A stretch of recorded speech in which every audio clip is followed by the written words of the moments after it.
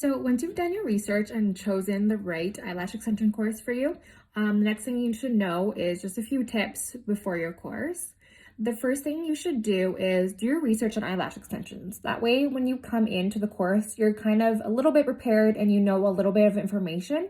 What you can do is just Google eyelash extensions, look up YouTube videos. I like to follow like a bunch of different lash artists on my Instagram just because a lot of time they'll post lots of helpful tips and tricks. And just getting a little bit of a background, especially if you have no idea about anything regarding to eyelash extensions. It's always better to come into a course a little bit prepared and kind of getting a little background information on it. Obviously, you'll learn a lot more during your class, but getting YouTube videos and just a little bit facts and information off of websites online will really get you far. The next thing would be to listen to Lash podcasts.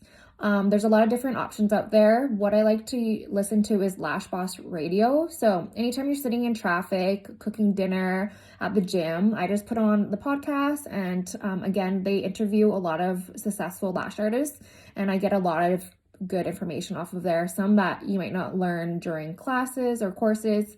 I've taken like 7 lash courses now, and I still to this day constantly learn more and more, and I really like doing my research and kind of spreading that information to my students as well. So again, using all these tools that are readily available to anybody can really help you and kind of set you apart from someone who doesn't do any research a part of just their regular eyelash extension training.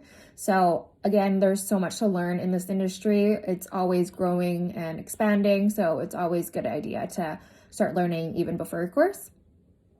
The next thing to do is once you've gotten a little bit of research done, write down a ton of questions or whatever questions you may not understand or know that you might want to ask your educator. It's always a good idea to have a list of questions ready to go to ask your educator, because usually when we're in the middle of the course, sometimes we're kind of concentrating on learning all the information, doing the hands-on work. We kind of forget or blank on questions to ask. So when you have a list of questions ready to go before the course, you won't forget, and you can just ask them right during the course.